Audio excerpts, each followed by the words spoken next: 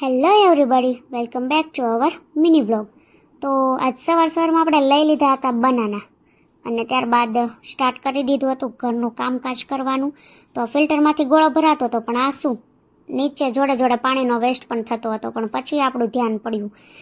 ત્યારબાદ બહાર જોયું ને તો બહુ જ મુસળધાર વરસાદ આવી રહ્યો હતો. સુરતમાં 2 દિવસથી તો વરસાદ આખો દિવસ જ ચાલુ રહે છે. તો બીજા કયા કયા ગામમાં વરસાદ ચાલુ છે જરા કોમેન્ટ કરજો. તો ત્યારબાદ વાગી ગયા હતા 12:30 અને આપણને લાગી હતી ભૂખ. પછી આપણે બેસી ગયા જમવા માટે અને પછી સૂઈ ગયા અને જાગીને આપણે 5 વાગે ખોલવાનો હતો બેડ, કેમ કે એમાંથી કાઢવાની હતી આપણે પૂજાની થાળી.